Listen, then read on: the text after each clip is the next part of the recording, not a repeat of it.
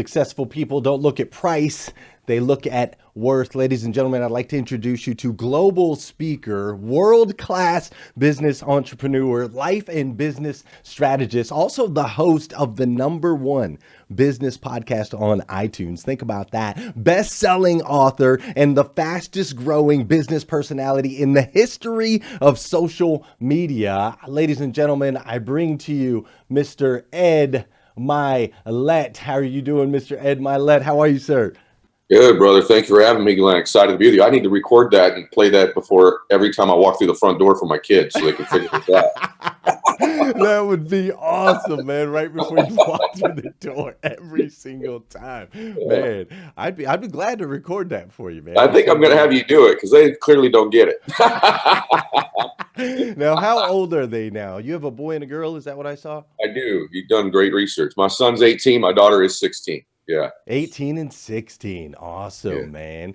And I know I watched you on Impact Theory, and you were talking about, the importance of getting to your daughter's wedding and how having that result in mind is one of the things that helps you push through all of your, the 4 a.m.s and all the different things that you have to do. Why don't you share a little bit of that with the audience?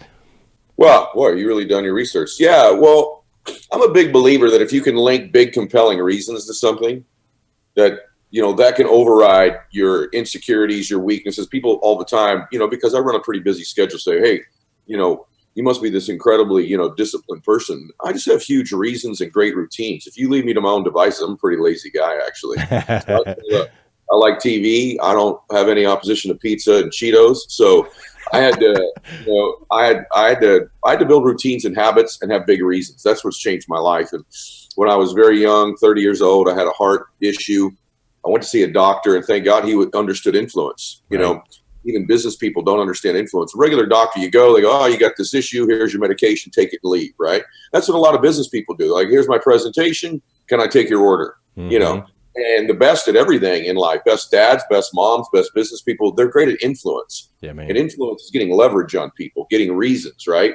And so I went and had this heart scan, and it's funny because you do the scan, then you take a break, then you come back. And so I, on the break, went and ate a burrito. That's a true story. And I came back in the lobby for the scan, and the doctor knew me, but he pretended he didn't. So he walks into the lobby, and there's like me and one other person in the lobby. He goes, I'm looking for Edward Mylett. And I go, I'm Edward Mylett, which he knew, right? But I didn't know he knew. And he goes, oh. And he goes, huh, can't believe those arteries are in that young of a body. Ooh. He goes, why don't you come on back, son? I went, whoa, what the heck? And then when we sit down, rather than just get into it, hey, you got a blockage or a clog. And he's like, hey, let me ask you a question. You married? I said, yeah. I said, I met my wife in kindergarten. He goes, you're kidding me. That's amazing. He goes, just curious. How long you known her for? I said, 35 years. He says, that's great. He goes, are you cool for the next 35 years that there's another man living in your house with her every morning for breakfast? I went, what? And then he says, your son, I heard you got a little boy. I said, yeah. He goes, hey, you're okay if another man's there on his graduation. Both those got me. But then he says, do you have any other children? I said, I have a little baby girl. And he says, you're okay if another man walks her down the aisle on her wedding day then, huh? And I went, what the F is in that scan, dude? Right? Like, you better tell me. And he's like, be very clear, son. If you don't change what you're doing, some other man's going to be in your mansion with your wife. Somebody else is going to be there on your son's graduation. And another man is walking your daughter down the aisle on her wedding day. You will be long gone. Wow. But if you listen to what I tell you, you do the medication, the nutrition, the working out, you can be there for Bella's wedding day. And I went, give it to me. Right. And since that day, when it's 4:30, not every day, but some days I'm like, I do not want to get up, especially when I'm on the road. Bella's wedding, Bella's wedding, Bella's wedding. He ingrained that into my spirit. He got that leverage on me. And then I learned something from that. I'm like, well, what if I could get that type of leverage to get up and make my contacts in business? That type of leverage to do anything in my life. If I could have a great routine with that type of reason and leverage, I could accomplish a lot of different things. And so people even that are listening to this or watching it, you have to ask yourself that question, like, what's your big reason? What's the leverage you get? What's that thing that's so huge, right, it overrides your fatigue, your proclivities for weakness, your laziness, right? What is that thing that's so big? And then what routines have you built in so that it's habitual, so that it's every day you do it, almost like brushing your teeth? I go to the gym. right? And so that's the story of Bella's wedding for sure. And even when we say now, you can tell my state changes. It affects me. Yeah. It affects my spirit. So I think about it very regularly for 18 years now. That's beautiful, man. And I love how you pointed out that the doctor knew something about influence, right? Yes. He knew how to get that leverage on you, how to really hit those key points. Think about the people that in the car business. The best people, they understand how to get people to have big reasons to make decisions. No the doubt. Best school teachers. My kids' best school teachers weren't just the best at teaching them how to add and subtract. They was the ones that gave them the biggest reasons to want to do well in school, want to do their homework, want to be a better person. Reasons are huge in life. Yeah, they're man. huge. Yeah. And so now I will say this: the higher you climb in life, the more you do well financially. If some of the folks listening to this are doing better than they used to do, it's even more incumbent upon you to find bigger reasons. That's why most people's careers stall out. You have huge reasons when you're broke. Mm-hmm. You have huge reasons when you're starving. Just to exist, you got to sell something, right? But then what happens when you make six figures? For the average person, their reasons shrink. Then they get to multiple six figures. Their reasons shrink. They get to $1 million a year. Man, I got everything. I don't have any reasons anymore. Right. So the key at my age, at 48, to continue to work in a 17, 18-hour day and want to do something great, I got to find new and bigger reasons. You look at Tom Brady's going to go play a couple more years of football. Why is he playing? Because he still has a chip on his shoulder because he was a 6th-round draft pick. Right. He's got huge reasons. Right. That's what's the difference. He's not a better thrower of the football, but those huge reasons get him to prepare better than most everybody else. He's not a better athlete than Aaron Rodgers. Sure. Not even close. He hasn't even played on better teams. I think he has bigger reasons than Aaron Rodgers does, than Brett Favre did. I think that's why. And that's caused him to get better. Michael Jordan used to say, man, what gets Jordan with 5 rings up to play in Milwaukee on a Tuesday night? Because most NBA guys are cool. Jordan goes, hey, I got big reasons. That's his literal sentence. He said, there's some kid who's 8 years old in Milwaukee. That'll be the one time he'll ever see me play in his life in person. Right. I owe it to him to play all out those nights. He found reasons to elevate when other people couldn't. And that's true in every area of our life. Wow, man, that's super powerful. It's super strong. It's the story, right? It's the story that we tell ourselves, the story that we're being told along the way that propels us. And in regards to like stories, the first time I came across you, Ed, you were on the stage, 10X Growth Con. I'm like, I mean, you even walked out just looking money, right? I'm like, this guy's got something going on. I got to pay attention to what he has to say. And you told an incredible story. You told your rise and all the challenges that you had along the way. And there was a very impactful part of your story that had the tears pouring down my face, which is when you spoke of your belief that when we get to heaven, that standing next to God himself is going to be the best version, the version of us that God destined us to be. And your hope is that you recognize that person. And bro, you had me bawling. Here I am, grown man, 10X Growth Can. And I wasn't the only one. We're all bawling in this place. So I had a question that I wanted to ask you. Obviously, this idea, this concept of that being what it looks like, it came to you at some point in your life. So my question was, who were you when that first idea first came into your mind? Who were you at that point, and how did that change you going forward? Good question. I appreciate you saying that about the story too, because that's the ultimate reason. The ultimate reason for me is to become the man that the Lord made me to be. And if you're a Christian, doesn't matter. I'm not here to preach, but Christians, we believe God made us in his image and likeness, and he knew us before we were here, right? So I believe at the end, I want him to go, good, well done, good and faithful servant. But I have this hallucination. He's going to introduce me to that dude he thought I was going to be, that he knew I was capable of being. Right. Heaven to me is we meet each other. We're identical twins. I had the moments, the experiences, the contribution, the things with my family, the self-worth, the difference I was capable of making. I'm an identical twin. Hell is you meet that person, you're complete strangers. Right. So it kind of is my governor of the decisions that I make. Prior to feeling that way, I would say that I was a guy who was a little bit lost without a compass. I was just a dude who went from achievement to achievement. I never allowed myself to enjoy any of those moments. I think I still have, but everyone has to fight this. But I was a guy with a big ego. Sure. Thought it was all about me. And the more I started to dedicate to myself to the lives of other people, I went, whoa, that one feels like home to me. This one actually warms my spirit. This one fills me up. You know, just winning awards or making money. And by the way, I want everybody to win awards, make money. If you want a private, I'm looking at the replica of my jet right over my laptop talking. I'm thrilled I own that thing, right? But it doesn't fill me up. Sure. And I hate saying that because it's so corny, but I love that plane. I'm very proud of what it took to get that. But I'm much more proud, honestly, to think that this conversation today, one human being goes, I'm going to be better. I'm going to be better. And two men just sharing their heart and their stories affect another life. That's pretty cool, right? Yeah, and to think that for whatever reason, God's put me in this position where I can walk on those stages and I can do a show like this. Very grateful for that. I was not a grateful person prior to that discovery. I was just a dude plodding through life, having some successes, but I wasn't very happy. I certainly wasn't fulfilled. I had a big ego. I wasn't very grateful. Now, because I remember what it's like when I walk in a room and nobody knew me. I remember what it's like no one wanted to put me on a stage. No one cared what I had to say. I'm pretty damn grateful. In fact, I thought about this today.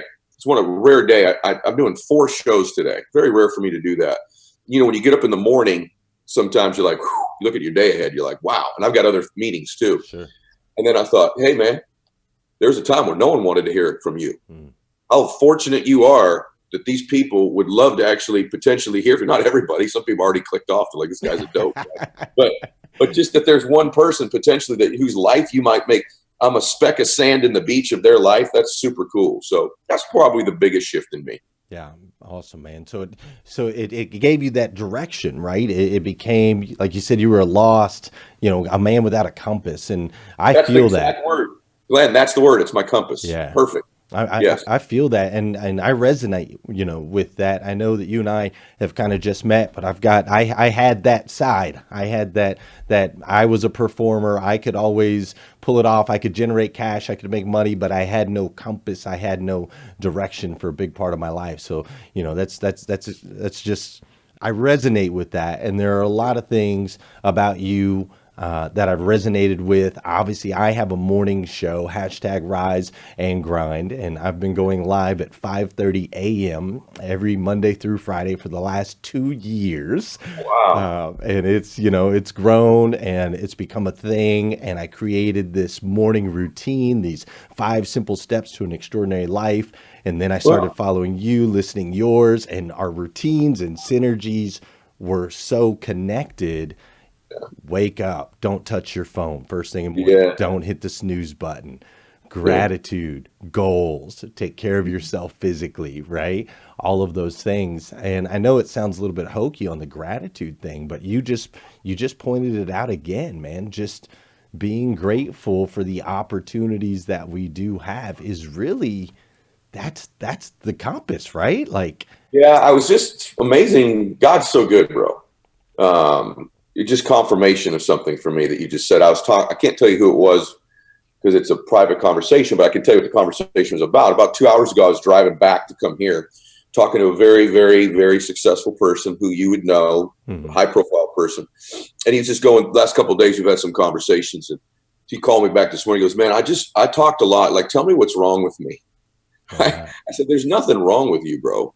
But I said, you have no gratitude. I love you. Somebody's shooting straight. You have no gratitude. You have one of the most incredible lives of all time, man. Of all time. You're alive today.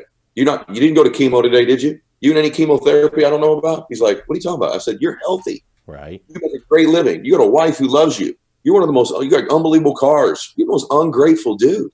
And if you don't change that, no matter what new stuff you go get, man, you're going to keep being this dude who's not grateful for any of it. Eventually, you're going to go through what they call burnout. That you just finally conclude doing this does not make me happy. So for me, my pathway out of darkness is always my faith. But the word I always get out of my darkness is really being grateful. Kobe Bryant, I got to know Kobe the last couple of years. Not best friends, but our daughters play volleyball together. Okay. I was with Kobe 6 days before he was killed for 12 hours. We sat next to each other watching our daughters play volleyball. And it's amazing how things happen in your life. I've been around him a lot. We've talked a lot. I didn't know Kobe when he played. I've known Kobe post his career. Sure. And I know that when he played, he had issues and all this stuff, but I'm telling you, he grew into an incredibly good father, like exceptional. And we're one of the only 2 dads who stayed all 12 hours that day. It's funny. And at the end of the day, Glenn, at the end of the term, it was 10 p.m. at night. We got there at 10 a.m. And for some reason, I was at the end of the court with my daughter, and I watched Kobe at the other end of the court, man. He had his little baby in his left arm. Right. And he was rubbing his daughter's back with his right arm. Right. And I watched it, and I went, do I hug Bella enough? I tell my daughter I love her all the time, but he's so physically affectionate with his daughters. And I'm like, I need to touch and hug her more. Like I did when she was 7 and 8. I don't hug her enough, right? And I learned this lesson watching Kobe Bryant. I didn't learn anything about shooting a jump shot. Right. I'm a 5'10" and a half white dude with a probably 9-inch vertical, right? Like I'm not playing basketball, right? Right. But I learned about being a father from him. Let me tell you something that's profound, man. For some reason that day, I swear to you, man, on anything, I watched Kobe walk out of the gym that day with his arm around his girl. I literally, I had black sweats on, Adidas black sweats, black sweatshirt, Mamba gear, and I watched him walk out into the parking lot from his car. I stopped and watched him for some reason, and I just keep thinking to myself, what if someone whispered to him when he was walking out that door, you have 7 days left to live. When he got in his car, you have 7 more days. That next Monday morning when he woke up, 6 days left. That Friday, 2 days left, right? Time is precious, man. And I'm grateful that I have the time here. I'm grateful I'm breathing today. Yeah. You can really find things to be grateful about when you stop being so self-centered and so focused on you. You get out of your ego, you'll find all kinds of things. I'm grateful, man. I get to hug my daughter. Right. I get to hug. Kobe doesn't get to hug that little 7-month-old that was in his arms. I believe she's 7 months. He has no more time with her. Right. So whatever your conditions are, you may not be a global icon, one of the 3 best basketball players probably of all time. You get to hug your kids today. Wow. You know, you got another shot. You got another opportunity in your life to do something great.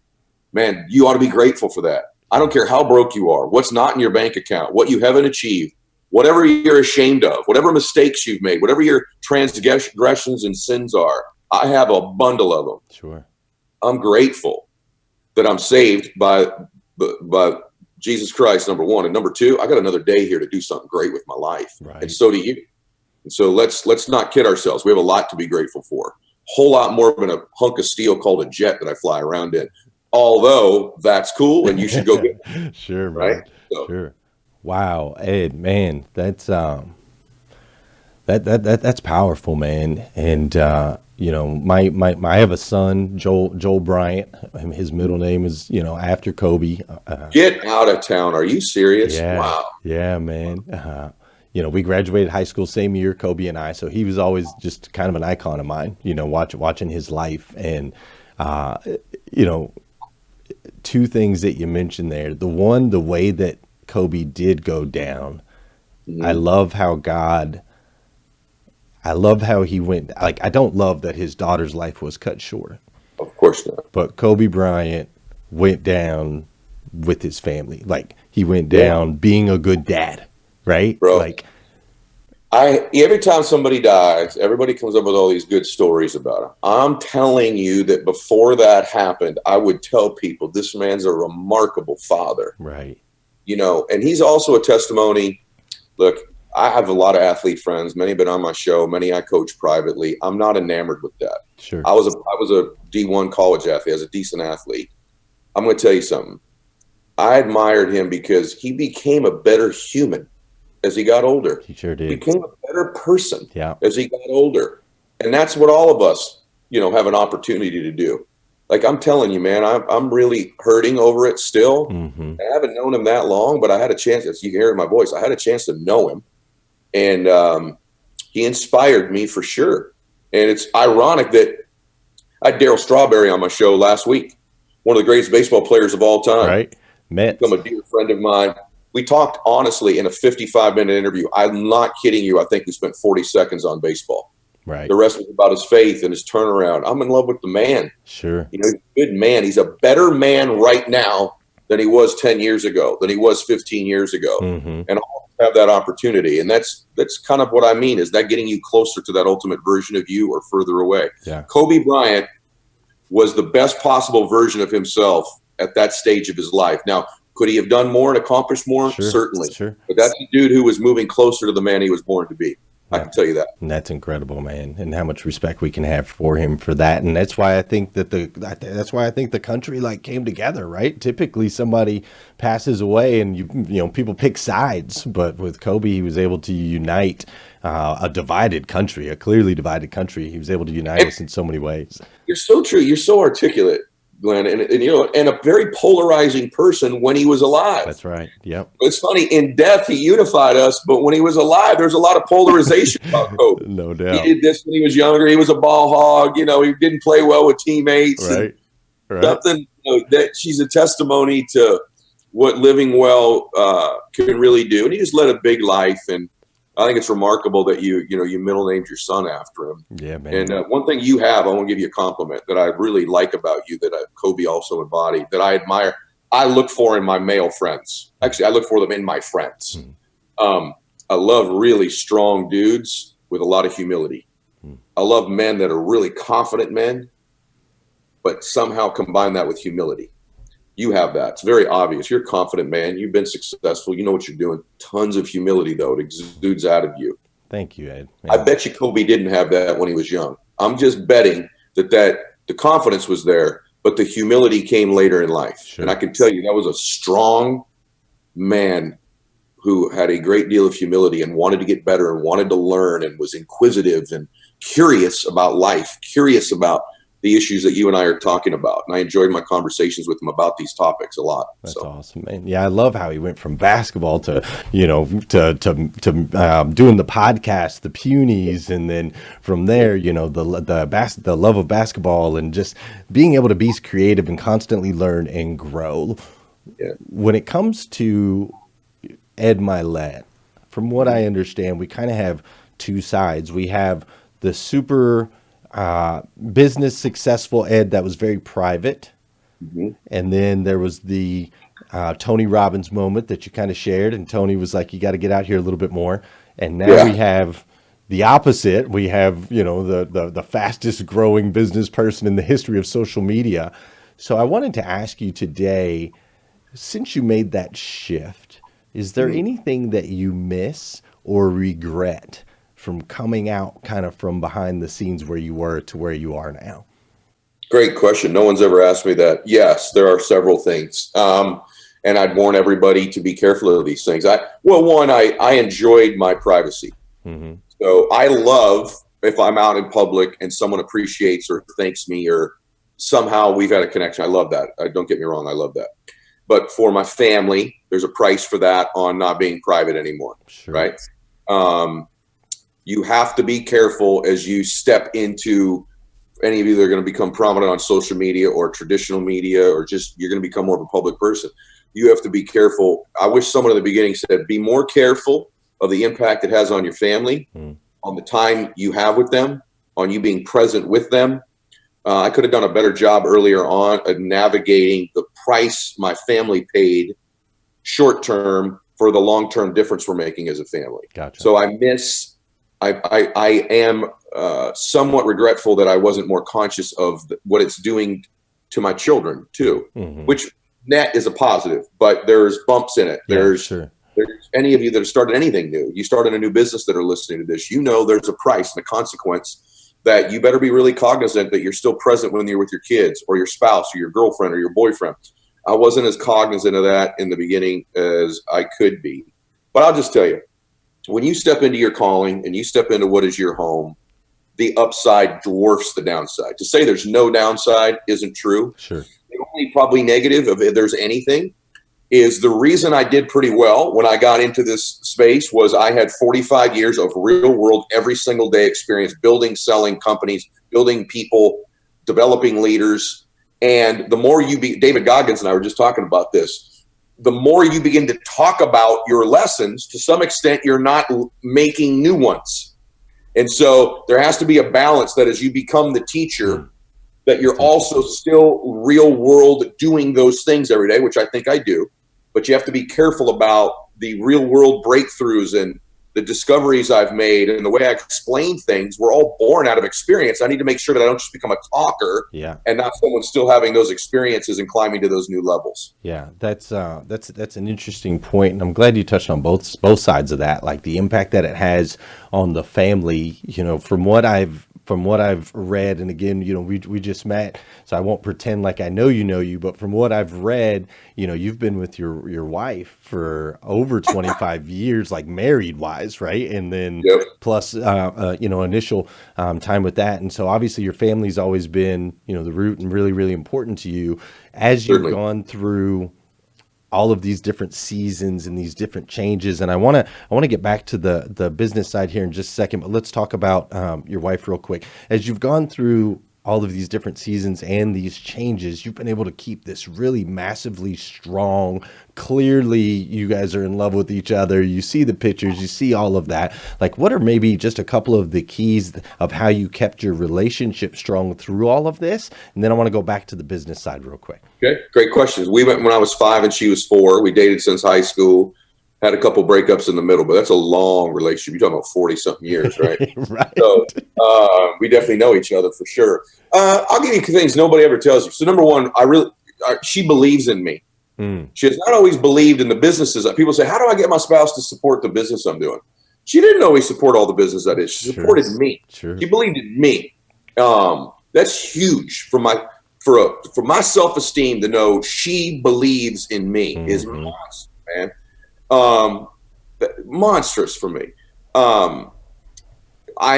We're super opposites.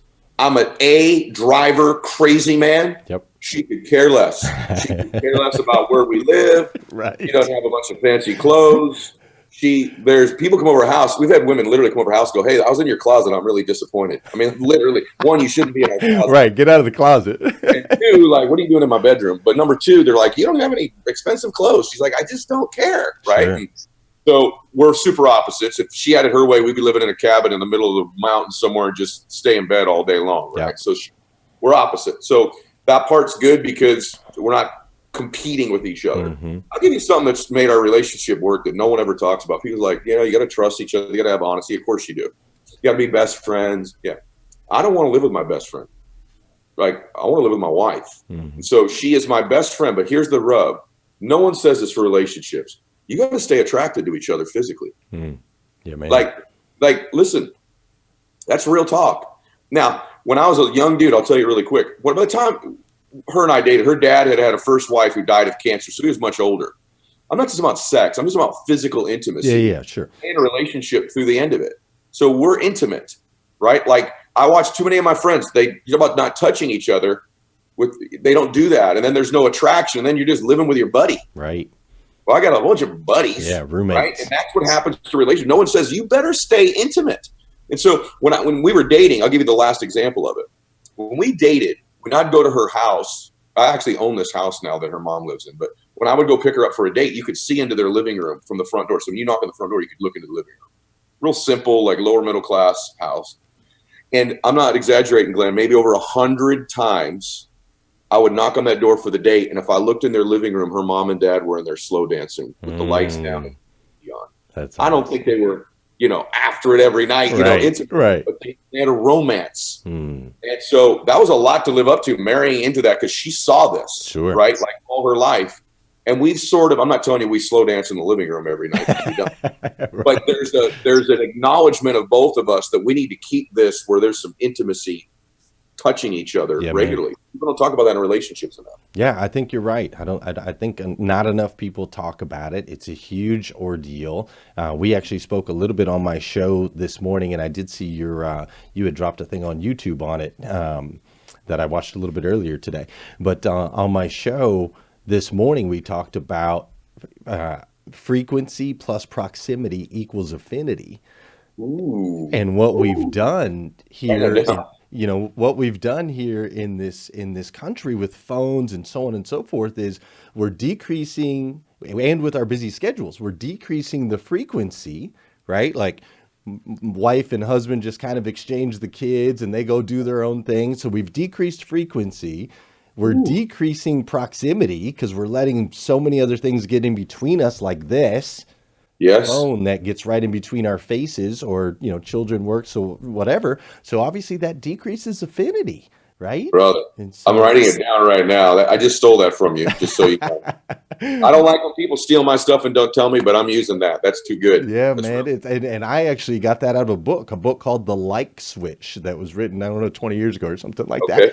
Like frequency switch. plus proximity equals affinity, as long as there's a positive feeling, right? It doesn't work if it's negative. If I get around you often and we're in close proximity and you drive me nuts, well, then that's not going to increase the affinity. Yeah. But as long as there's some positive reward, that comes with it, it just increases that affinity, and that's it's strong and it's powerful. So thank you for sharing that, with your wife. I love that you've been able to carry all of this success, that you do, and do the things you do, and still stick to the coveted marriage that society now says is not, as coveted as it should be. So, but we're not going to go down that path. So going back to the business side real quick.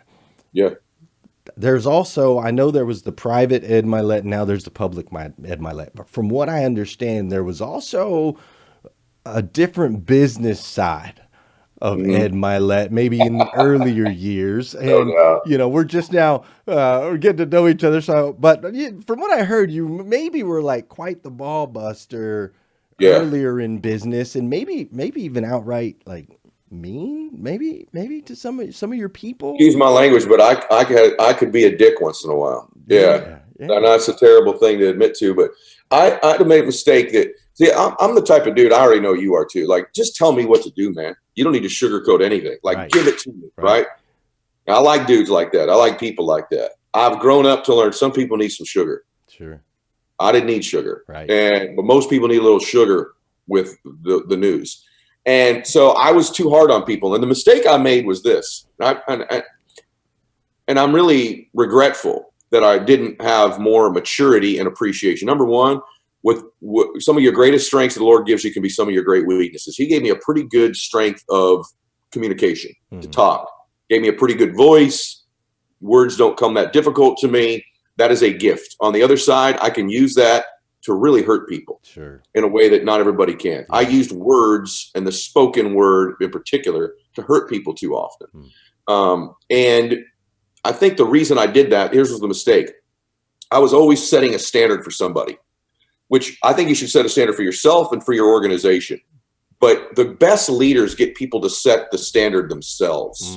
And I never did that. And so I never took the time to get them to set a standard. I was always demanding things from people. I was like a hammer, always hammering people. And I just learned over time, like, why don't you find out what their gifts are, their strengths are that may be different than yours. Maybe their gift is their patience, dummy, right? Maybe their gift is their nurturing ability. Maybe their gift is they make people feel comfortable. Maybe their gift is their trustworthiness. Maybe their gift isn't that they're a hammer like you. And then when I had kids, I started to literally think, my gosh, if someone ever spoke to my son the way I speak to some of these people, I'd wring their neck, or especially if they ever talk to my daughter that way. And it just changed my perspective. I love people, and I've always loved people. I've always been a good person. I always intended to do well, but I ran everything like it was a locker room. Right. All the leaders and mentors in my life had been coaches, and most of them were like old school, dominate, intense, in-your-face coaches. My dad's that kind of a guy when he was younger, and I just modeled it into the business world. And although business resembles sports, it's not just sports. Right. And in what I've also found is some of the great coaches of this time aren't bully coaches. They're not. The Phil Jacksons of the world, he wasn't a bully type coach. Right? Like Andy Reid, who just won a Super Bowl, he's not a bully. Right. He pulls the best strengths out of people. No doubt. He makes people want to rise to their own standard. And that's hopefully what I've become the last couple decades in my business career too. Yeah, I like that, allowing people to rise to their own standards. So once you recognized that about yourself, once you started having those thoughts, I don't want anybody, I wouldn't want my daughter to be treated this way. Yeah. Once you recognize that, how did you break out of it? Like, how do you make that change internally to become, you were having success with the old way. That was the hard part. You just nailed it. I thought I was winning because I was that way, but I was winning in spite of being that way. That's the hard part. A lot of you guys that have big organizations or ladies too, you're like, but I do that and we're winning. Well, facts are funny things, right? And And the truth is that you could be winning in spite of the fact that you're that way, not because you're that way. I thought, oh man, the reason we dominate is because I'm just this crazy person. And I didn't want to lose my crazy. But here's what I did. And I was at a talk one time, and this guy got up and said that he had struggled with it. And for me, here's what it really was. It was impulse control. It was impulse control.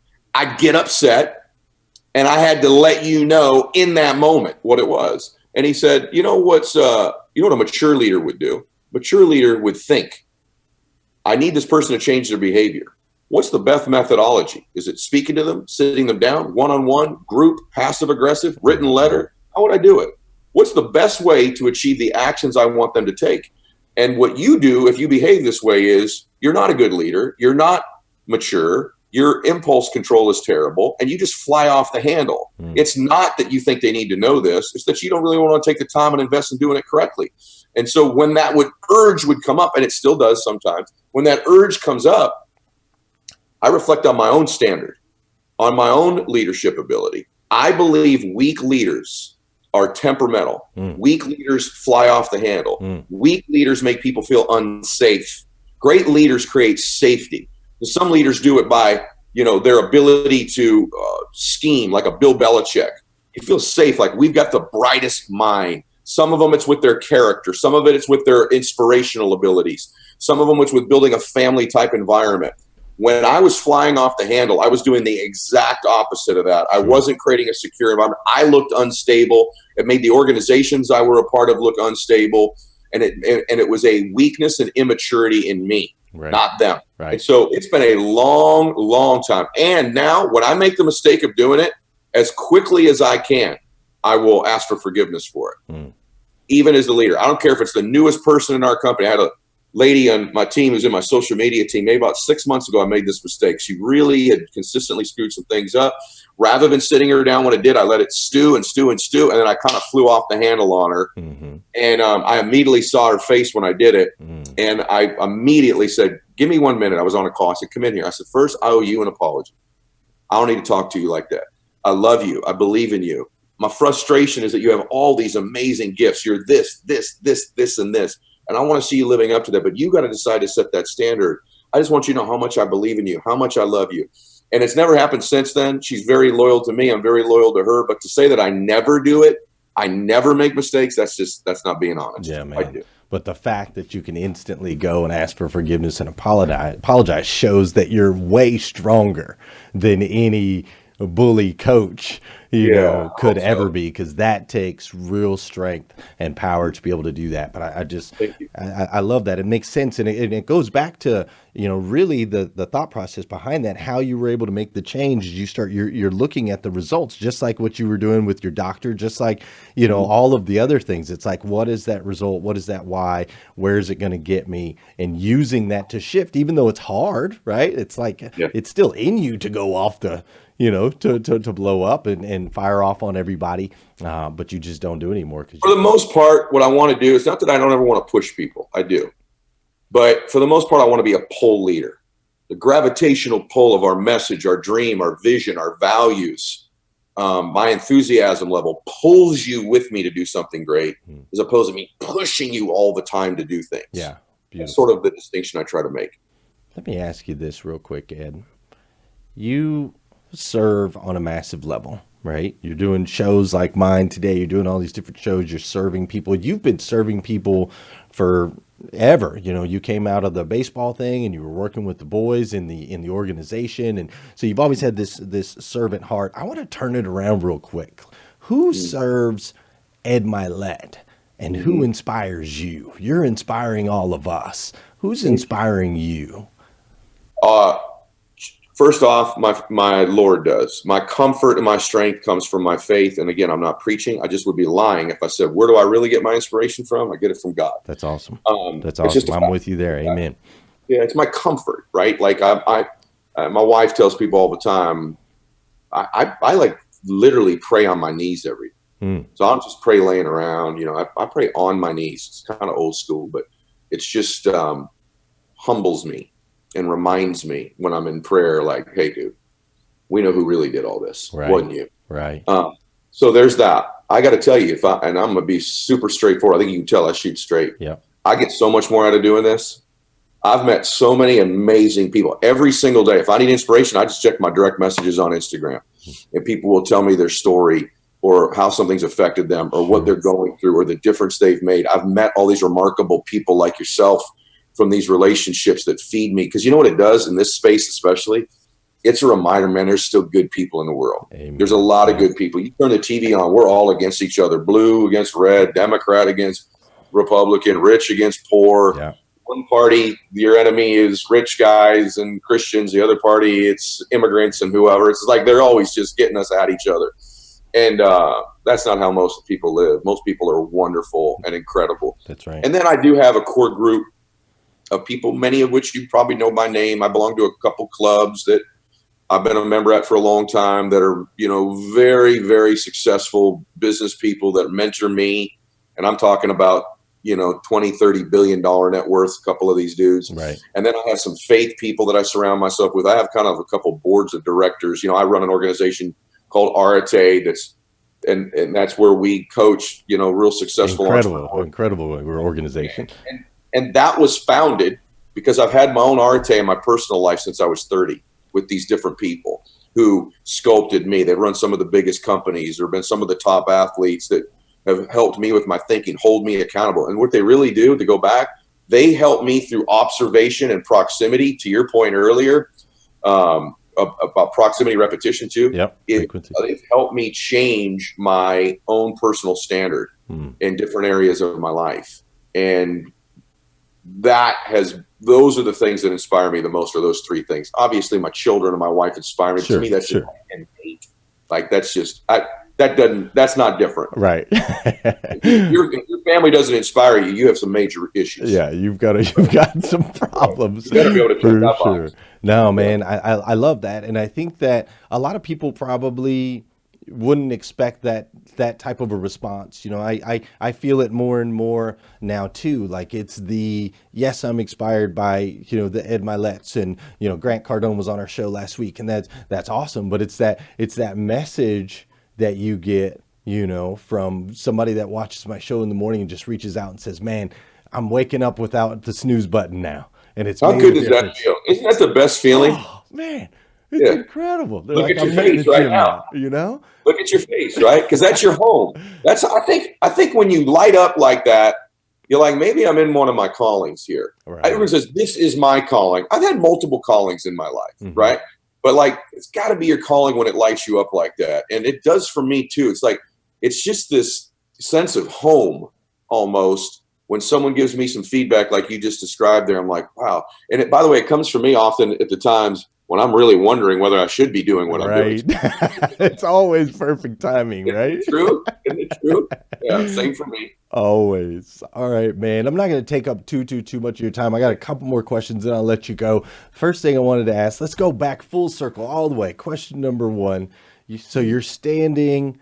There we are. Let's say it's. Let's see. You just turned what, 50, or you're getting ready to turn 50? I am. Yeah, getting ready to turn 50. So let's say 60 years from now, right? Woo. 60 years from now, when the good Lord says it's Ed Mylett's time to head up, and there he is. There's God. There is that version of you that he had planned. Where would you say you are if you had to gauge it on like a percentage scale? Where would you say? How much do you match up with that guy right now? Not a lot. Not much. One of the best questions I've ever been asked. Like, you're a great interviewer. You've asked me 2 or 3 things, man. I've never been asked before. Thank you, man. Not much. I would say I'm 18% of the way there. Wow. The reason I give you that percentage, why it's not 0, and I want everyone to have this gift if you have not yet discovered in your life. I know what it's like to be looking in the mirror and really not liking what I'm looking at. Yeah. I mean, I don't mean like what I look like. I always have struggled with that. But I mean, not being proud of me. Right. You know what I mean? Like looking there and going, yep.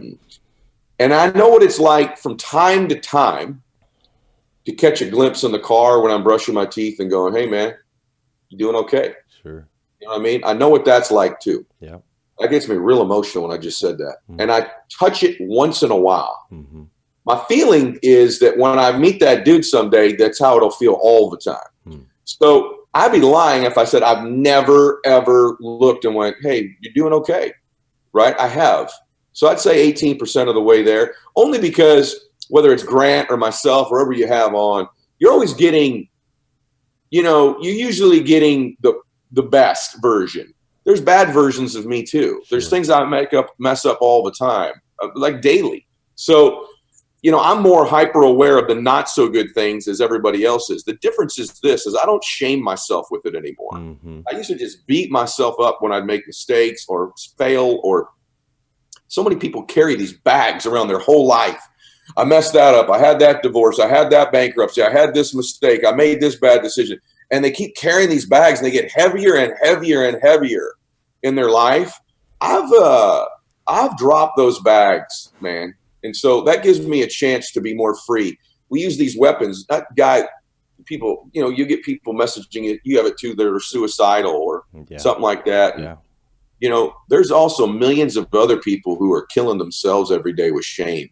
They're not going to take their life, but they're taking their life up with worry and fear and anxiety and insecurity. And they're taking their whole life up with it. They carry these bags around their life, and they use these weapons against themselves, which they'd never do to somebody else. And I just figured, you know what? I'm pretty forgiving with other people in my life. Maybe I ought to give myself a break once in a while. Yes, sir. And so I'd say 18% because I screw it up most of the time, but I don't screw it up all the time. Right. I don't screw it up all the time. That's strong, man. That is really, really strong. And I completely resonate, with exactly what you're talking about. I reached a point in my life where I was homeless for a little while in San Diego, California.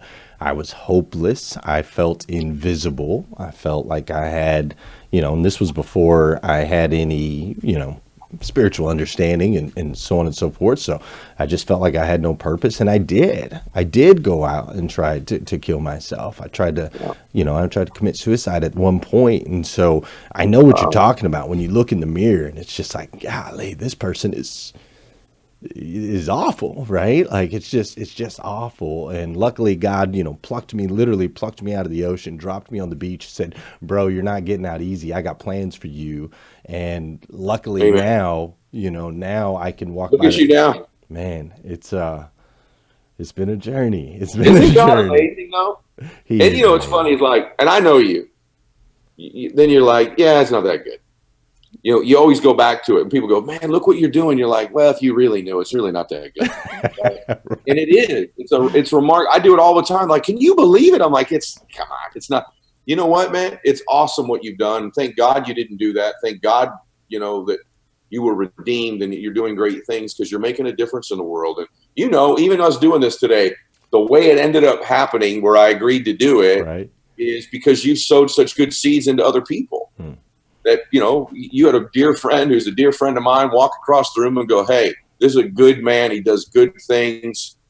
You'll like each other. Now I love him. Right. So it's like, God, you do reap what you sow. There's a great parable in the Bible. And by the way, those of you that are like, hey, I'm a new age, I believe in the quantum field. So do I. I believe in vibration. I believe in energy. Yeah.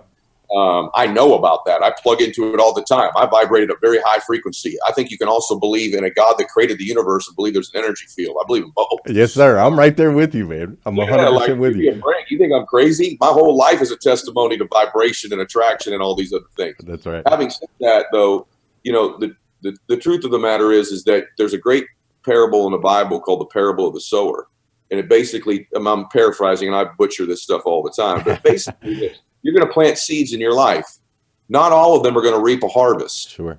Birds are going to get some, the weather, the rain, the wind, not everything's going to get a harvest, but there's sort of a contract in the world with the universe or God, whatever you believe, that if you keep planting seeds, there's eventually some type of harvest for it. And what you're a testimony of, me being here today, the work you're doing is certain seeds you planted in other people, and I have as well. that led you and I today to have this harvest together. It's awesome. That is incredible, man. Just keep planting the seeds. I love it. We're going to do two things. I'm going to let you out of here. First, where does somebody wants to follow Ed Mylett, where do you prefer they hang out? I'll probably go to Instagram. It's EDMYLETT. I go to Instagram. I have a YouTube channel and obviously podcast on audio, but if you go to Instagram, you'll probably figure it all out from there. Okay, great. That's the best place. Perfect. So here's what I'm going to do. I want to put you up on top of a mountain real quick. All right. Ed Mylett, you are up on top of a mountain, and literally all of civilization is down at the bottom of the mountain, and they're going, Mylett, Mylett, Mylett, Mylett. They're cheering for you. And you have 2 minutes with a microphone to drop something on them, some practical application, some wisdom, something they can take away and apply in their life today, this week, this month, this year. What are you going to tell them? I would tell them, number one, there's a God in heaven who loves you, who made you, and you can live forever. And you should feel comfort in that. That's the first thing I would tell you. Beautiful. Second thing is that your life's never going to exceed your personal identity. Your personal identity is that thermostat sitting right there on the wall, right there. It governs the temperature in this room. This is the most important thing you'll ever hear. The most powerful force in the human spirit is to be consistent with the thoughts, concepts, and beliefs you hold true to be about yourself, otherwise known as your identity. And it's like a thermostat right there. See, that thing's set at 70. Right. If I open up this door and a bunch of hot air comes in, the external conditions are hot, that thermostat will regulate this room at 70 degrees. It's what we're going to get. If they open the door and it was cold, 50 degrees, the heater will kick on and make this room 70 degrees. Right. In your life, no matter what the external conditions are, that thermostat setting, your identity is going to govern the internal temperature of your life. Okay? Not the external things that happen. And if you don't change that identity, you could start to heat your life up to 75, 80, 90, 95 degrees of abundance, health, wellness, happiness, bliss, whatever it is. And if you don't change that identity, you will unconsciously cool it back down to what you believe you deserve. You at best work on your identity, your worth, all the thoughts and concepts, beliefs you hold to be true about you, because it's the governor on the thermostat temperature of your life. And you've all had it happen where you get it going and you cool it back down. And it seems coincidental. Oh, my car broke down. This deal flaked out. The guy had to go to the doctor. It's not coincidental. That's right. It's your identity regulating the temperature of your life. And if you don't fix that, you can have all the sales skills, motivational skills, everything in the world. That regulator's kicking on at some point. So what I work on is being grateful for my faith, my 2 overriding things. Grateful for my faith. I get comfort in that. And I got to work all the time on that thermostat setting of what I'm worth. And that's shaped by your peer group more than anything. Right. That peer group who you listen to. And to your point, the greater the proximity, the greater the influence they have on you. The greater the repetition and proximity, the greater influence they have on you. That's so right. Those would be the 2 things I would tell those people. And then I would say, stop yelling for me and yell for you. I love it. That is beautiful, beautiful, beautiful. And you touched on that earlier, moving that identity. It's about getting around those circles, the people that are going to push you, encourage you, educate you, shape you, mold you, inform you. And clearly you, sir, Mr. Ed Mylett, you are this amazing child of God, right? Uniquely made by the God of the universe to be the best version of yourself that you can possibly be. And I know you're on your way, man. And I appreciate you so much because your decision to be here on this show, #Rise and Grind today, it's made an impact, man. It's made an impact on my life. It's made an impact on these other people's lives. And that's what it's all about, man. I absolutely love you for it. Thank you so much for being grateful, my brother. Rise and Grind. Grateful. You got a new friend in me here. So thank you so much. Awesome, man. I totally appreciate you. I'm going to let you go. Thanks, Ed. I'll be in touch. I'm going to hop back out and say goodbye to everybody else. I really do appreciate you, sir. Max out. All right, man. Take care.